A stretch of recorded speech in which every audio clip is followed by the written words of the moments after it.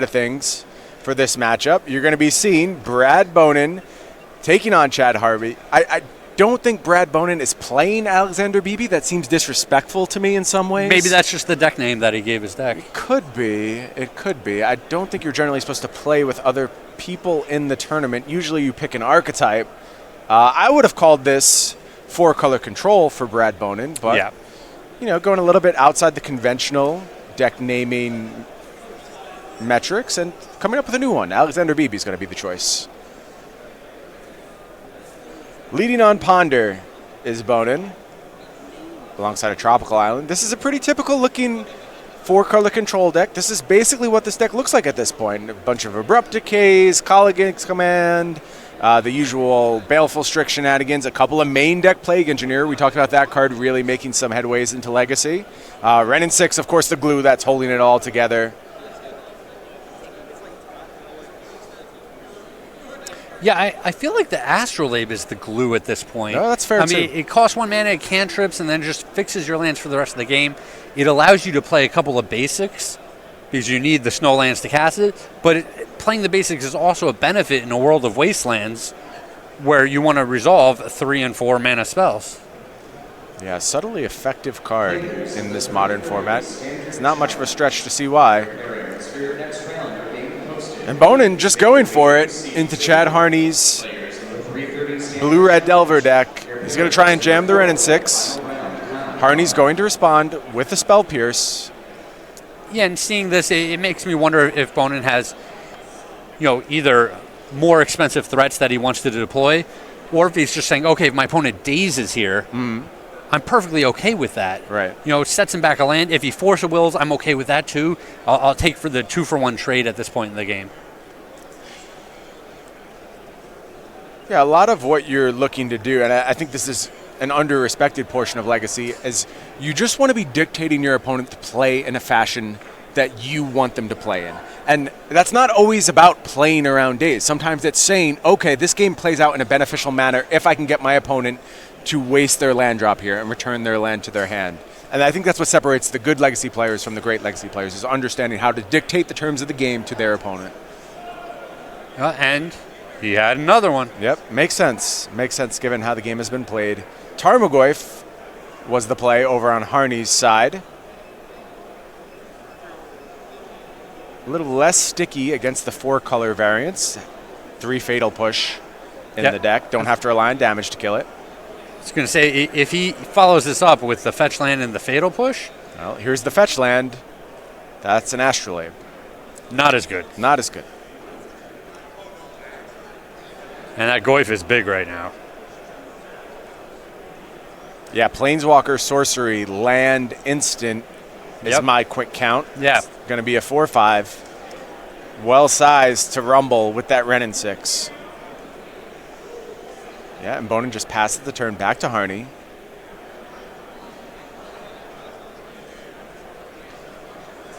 Harney's list very similar to the list we saw Tan and Grace on. 3 copies of Dreadhorde Arcanist in Harney's deck. 3 Tarmogoyf, hedging a little bit on that one. Ponder going to be the play from Harney. Yeah, I think you don't want to be too glutted on 2-drops with a lot of these decks, especially when you're playing, Wasteland and Daze. And you're looking at Dreadhorde Arcanist, Tarmogoyf, Ren and 6. I mean, that's just a ton of 2-drops already. Harney going to rumble in, take down that Ren and 6. Drew his own Ren and 6. Not time to deploy yet, though. It's just going to be Delver of Secrets. Passes the turn. Back to Brad. Brad ponders. Oh, this is some classic Legacy. Some good old-fashioned Legacy. Blue cantrips, Tarmogoyfs. This is what I came for.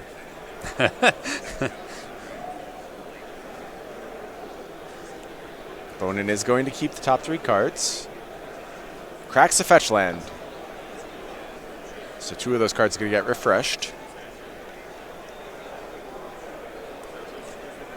Yeah, and it looked like Brad had a Wasteland in his hand. But he was far enough behind, just with the Tarmogoyf on the board, that he couldn't take advantage of the Wasteland Run and 6 Wasteland line of play. Right. Yeah, 0 basics over in Harney's side of the table. That includes both in play and in his deck. There's a Brainstorm. 2 cards going back. Ooh, an expensive Thoughtseize. Yeah. This is the one that looks like Goldar, I believe, as I was famously schooled by Todd Anderson. What is a Goldar? A Goldar, you see, you're about the same age as me, I think, right? We're close to the same age? I'm not about to say my name. Okay. My age. I understand. Yeah, so that means we're close to the same age, and what that dictates is that you will also probably not know the Power Rangers all that well. Goldar was like a Power Rangers villain. Sure. Yeah, I was in like high school. It was not Right. I was also a little bit older at that point, and Power Rangers missed me by a little bit. Yep. But Todd showed me the picture. It does, in fact, look like Goldar. It looks like Goldar, of course. Yeah. Goldar. So we see a flipped Delver over on Chad Harney's side. Ren and 6 did find the bin.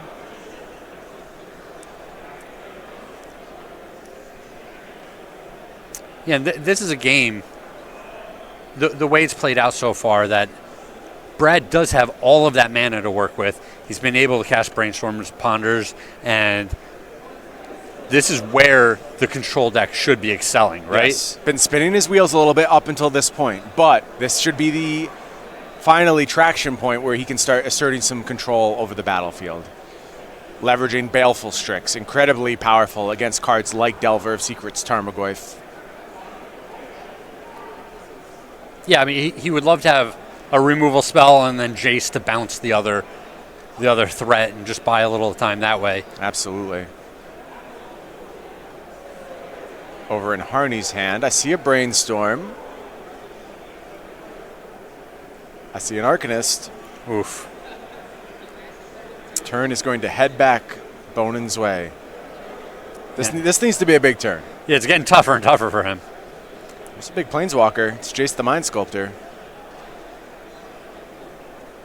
That is going to bounce the Arcanist. There's going to be a Wasteland on the Volcanic Island.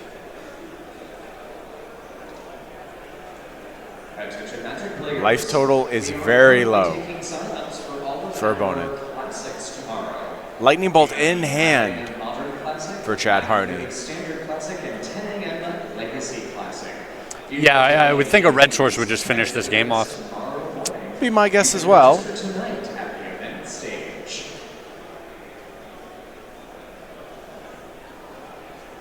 Did we find it?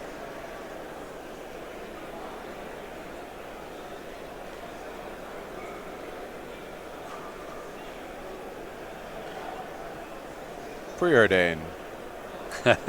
Get rid of those 2 cards. I don't think we found another mana source. I still like his spot. I would agree. You know, I think you get the Jace off the board here. The Goyf rumbles in for, I'm guessing it's 5 right now.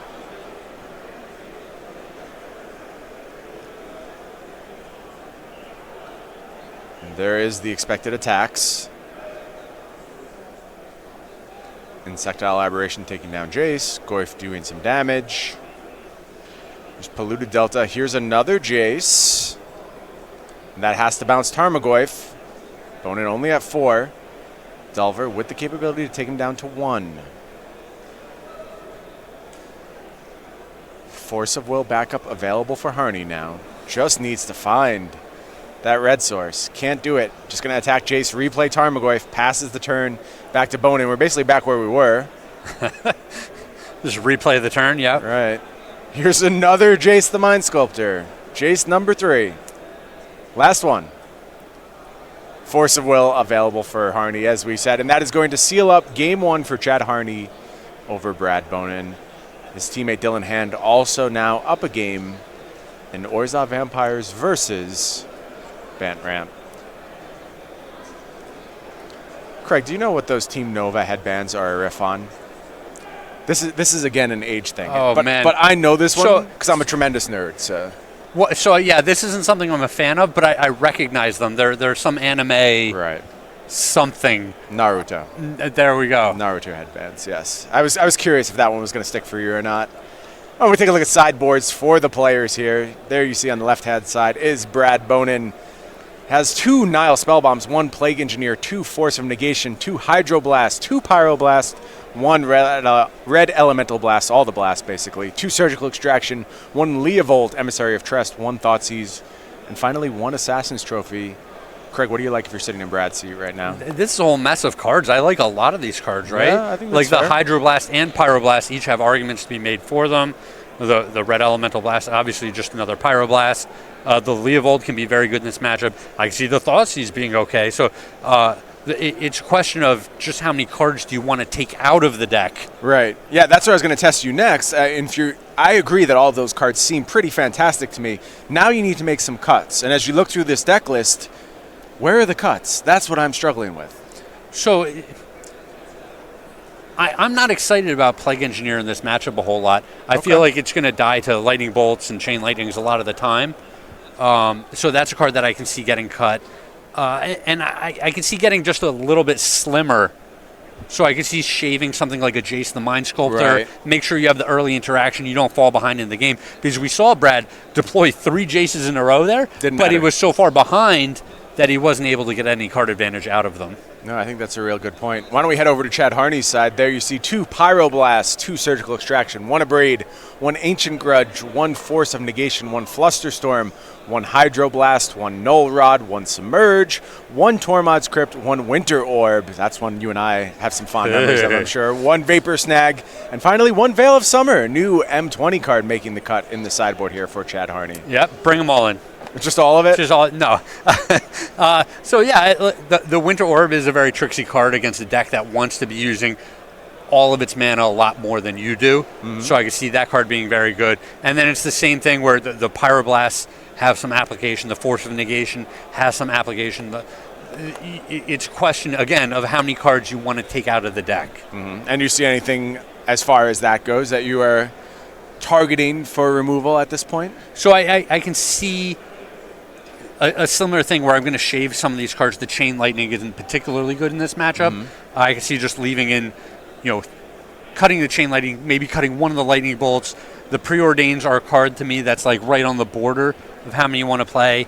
And I kind of like all the creatures. I like having all of the threats in the deck. That's where you and I differ. I dislike Tarmogoyf in this matchup. I think given that there's Baleful Strix present, given that there's Fatal Push present, I don't really want to invest resources in a creature that, 1, costs 2 mana. I'm okay with it for Delver because I do think that early damage is going to be important for Chad to leverage. Although, if you made an argument for cutting Delver, I would listen to that as well. If you just think you can play this deck straight up as like a control-on-control showdown, that seems reasonable to me.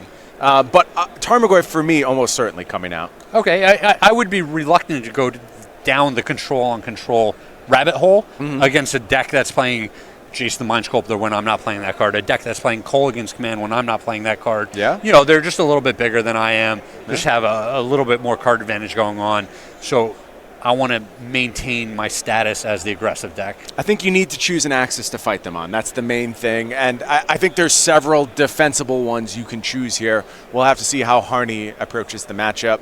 And if you want to see how some of SCG's best approach all kinds of matchups, standard matchups, legacy matchups, modern matchups, theoretical format matchups, you have to be watching Versus Live. Some of our finest SCG authors will get together every Tuesday and Thursday, 1 p.m. Eastern, and we'll do battle. You can watch in the same spot you're watching us right now, twitch.tv/SCG Tour. Of course, Corey Baumeister stepping in for a departing Todd Anderson, now trying to battle Ross Merriam for the marbles on a weekly basis. What a couple of clowns. They're our clowns, though. Craig. Oh, yeah. And I love them. You're talking about nerding out on anime. I've watched some anime. Okay. But I can tell by how easily it rolls off your tongue and how comfortable you are. just fumbling over the word. I never got too into it, but a lot of the classics, Cowboy Bebop I watched. Okay, sure. Full Metal Alchemist. I did not watch that. Trigun. Yeah. What about Neon Genesis Evangelion, now that No. it's on Netflix? No, That- I know a lot of people going back, discovering that one for the first time. Yeah, I've heard good things, but it's tough now. There's so much good stuff to watch. There is. You know, I have Netflix, I have Amazon Prime, there's Yep. the regular TV, I'm a sports fan. There's just so much stuff that, demands my time. I try to keep up with Magic, so occasionally I'll watch that too. So it's hard to just consume everything.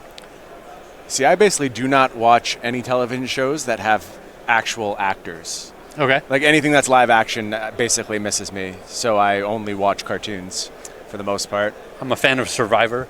Okay. I watch I used to watch Survivor. each season when that comes Yeah, out. I think there's so many fine shows, and I'm not trying to discredit anything I don't watch. I'm sure it's great. It's just like there's too much, and you have to draw the line somewhere. And for me, I've chosen only cartoons. I can't tell you why, but that's just the arbitrary line I drew. So I watched Cowboy Bebop, the dubbed version, and then a while later, I watched it in Japanese with the subtitles. Which did you prefer?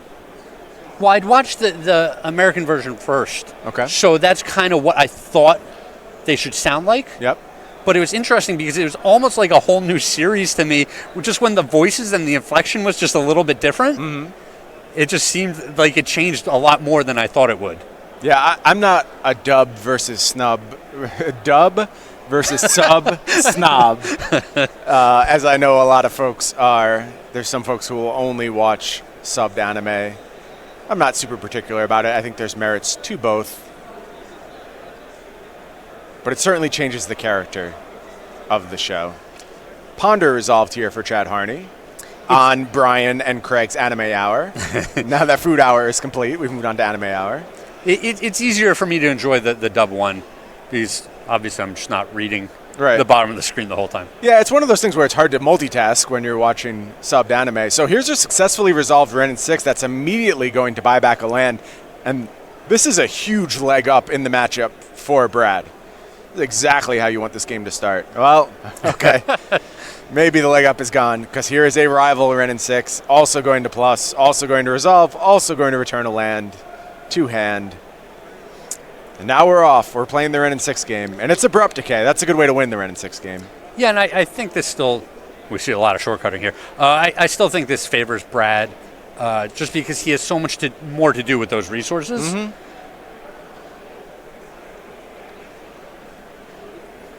But obviously the best spot to be in is to have your Planeswalker and have the opponent not have one. All squared up in that standard match, one game apiece. And one thing that we didn't talk about potentially siding out was the dazes, which very often in these more control-y matchups that go longer, daze is a card that gets sided out.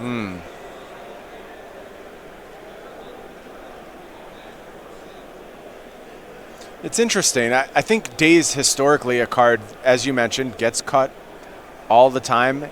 In recent Legacy, I've been siding out fewer and fewer Dazes. And I think there's a lot of tension on key turns, and your Dazes stay live longer than they used to, especially with these very, very non-basic heavy mana bases. But we do know 4-color control with the capacity to find up to 3 basic lands. I bet Dazes are at least trimmed, if not excluded, from one side. We see Tarmogoyf stayed. Chad agreed with you, wants all the creatures here.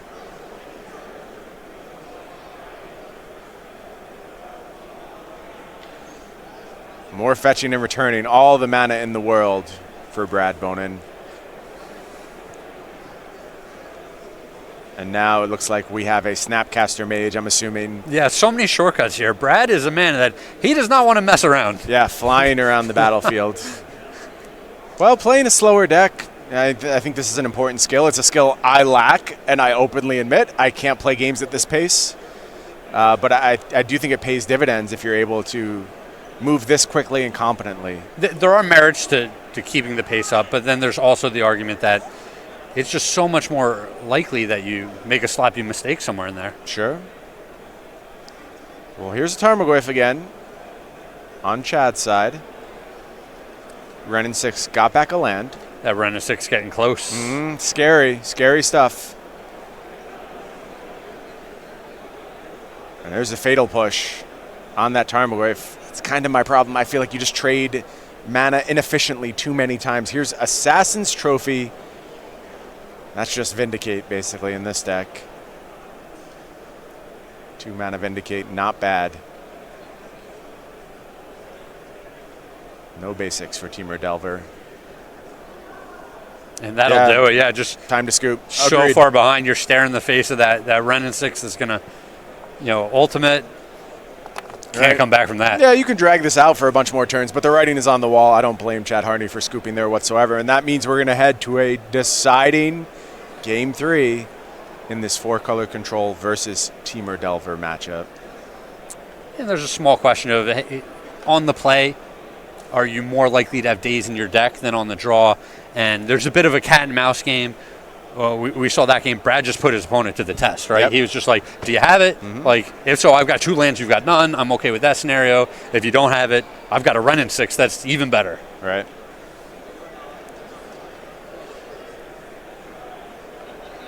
I would note, I didn't see Brad reach for his sideboard. I think that's something. I would keep track of that if I was in Chad's position.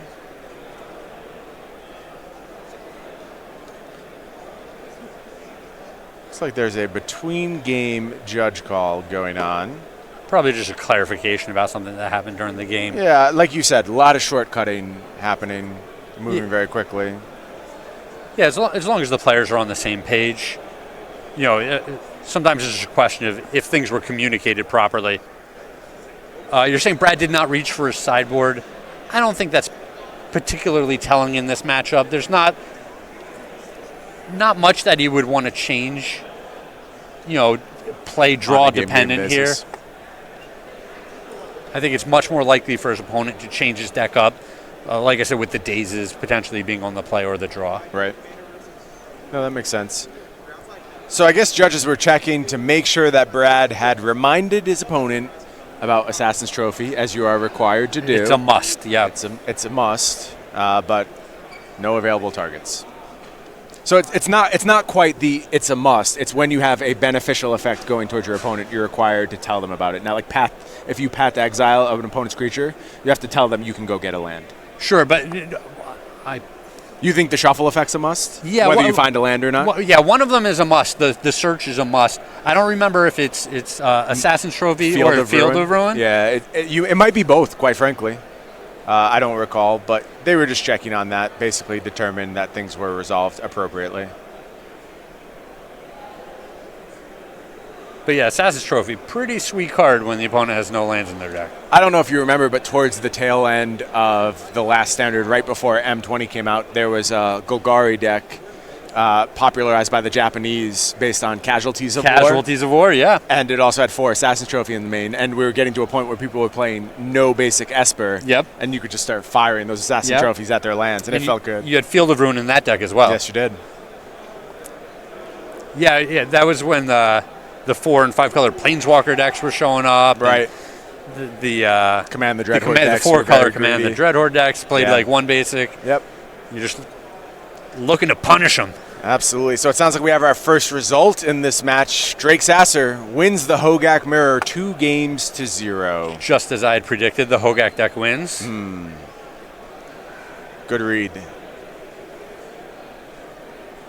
Another one up on the scoreboard. Looks like we're going to see a mulligan here from Brad. How nice is the new mulligan rule? It's good. It's good. I was a little hesitant about it, and I still think I hold concerns about it in Modern. But in most instances, the rule's been so good for Standard play. I think it's very, very good. For Limited play, it's just bonkers. It fixes so many issues about Limited. Well, and I agree from a spectator standpoint, from a health of the format standpoint, I'm a little worried about it. But every time I'm the person that's mulliganing, you don't feel so bad? It's just like, this just feels so much better. Right. Especially when it's the mulligan to 5. You start going down even further in cards. You feel like you at least have a chance in the games. Really, the only format where I have any gripe with it is Modern. And a lot of that has to do with the very linear nature of Modern. Things like Tron being a problematic deck. Things like Hogak being a problematic deck. So Everywhere else, including Legacy, I don't play much Vintage these days, but from what I've heard from people I respect and their impressions of it in Vintage, I think it's fine there as well. It's just Modern where I have that slight point of hesitation. Everywhere else, though, slam dunk. Really like it. We have another result. It comes from the Bant Ramp versus Orzhov Vampires matchup. Kevin Jones takes it 2-1, and that means all the marbles at stake in this here Game 3 for Color Control versus Team Delver. It's going to be Brad and Chad deciding their team's respective fates. And Brad at a huge disadvantage, already mulliganing to 5.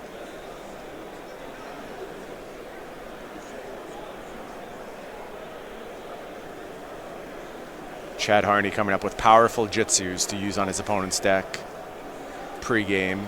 Powerful jitsus. That is a Naruto reference, Craig. Get with the times. Sure, yeah. I'm the one who needs to get with the times here. It's definitely me. That's my story, and I'm sticking to it. Why don't you have a headband? You assume I don't. Well, I haven't seen it. I'm just not wearing it presently, that's all. You need to take more pride in your Naruto paraphernalia, I guess. Display it more proudly, yeah. It's a great ramen place in my old neighborhood in Brooklyn called Naruto Ramen. And you'd wear the headband there? Yeah, of course. Yeah, okay. Of course. Here's Arkham's Astrolabe. Harney had Preordain on turn 1, so both players just kind of fixing things. That's a pretty nice start. If you're on a mulligan to 5, you get basically free mana fixing. You wasteland-proof yourself. A little bit of a cycle. The Astrolabe is just the perfect card for these decks. It's so funny that card has made such an impact. Just a one mana artifact that cycles your mana, but it also cycles in that it draws you a card when you play it. And it drives me nuts just seeing all the snowlands everywhere. So here's a ponder for Chad Harney, and I'm going to make a guess that he doesn't have a second land in his hand right now. This is just a guess. Yeah, I mean, there's no way you lead with the Fiery Islet if you've got other lands, seems unlikely, right? I mean, you can make some arguments for holding on to a fetch land as long as possible, but I don't know. Yeah, and he's just passing back. He preordained and pondered and was unable to find a second land, and that is the window that Brad Bonin 100% needed to get back into this game. He's going to slam that Wrenn and 6 plus return that fetch land to his hand, and now the ball's rolling for Brad, and Chad's going to be put to the test to find a land very quickly here. Well, and yeah, you mulled a 5, but you end up with the Wrenn and 6 active on the board. You don't even care anymore. And again, the ponder misses. Chad's going to shuffle again. Disastrous RNG here for Chad. Maybe should have jitsued his own deck as opposed to his opponent's. That jitsuing, man. What a jitsu amateur this guy is. I'll be honest, I don't even know if I'm using the phrase appropriately. I have seen Naruto, but not a lot of it. That's funny. Chad did not find another land here. Moving into the discard step? I think so. I think we're headed to the end step. And look, crazy things can happen in Legacy, but this is a perilous, perilous spot for Chad Harney to be in. On the control side, there's more catch-up mechanisms. But from Chad's side, he kind of needed to get out ahead of things. He needed to be on the battlefield.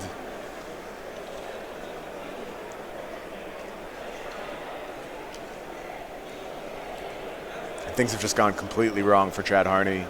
Plenty of basics in play. Here's Baleful Strix. That's going to completely negate the first creature that Harney plays while replacing itself.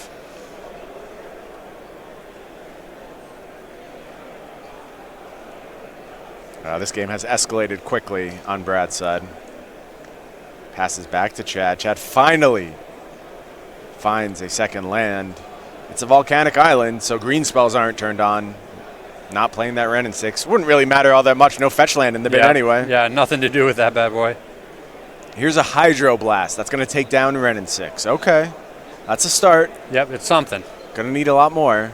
Oh, that's a good draw. Yeah, Wasteland disastrous here. Brad couldn't get that onto the battlefield and into the graveyard fast enough.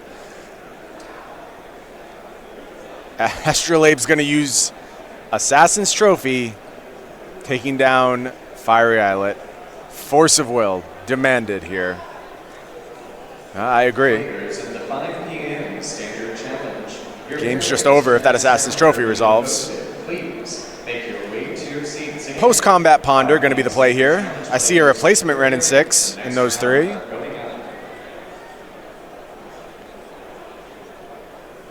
Turn passes back to Harney. Can't redraw to the second land. Here comes Baleful Strix. Going to do a little bit more fetching. Blow up the land again. Yep. Yeah, go for it again. And yeah, that's going to do it. Disastrous top of the deck for Chad Harney there. And that's the game you play with these Delver decks sometimes. You know, you play 18, 19 lands. Often 4 of them are wastelands. You don't have that many colored sources. Right. And there are going to be times where you keep the one lander and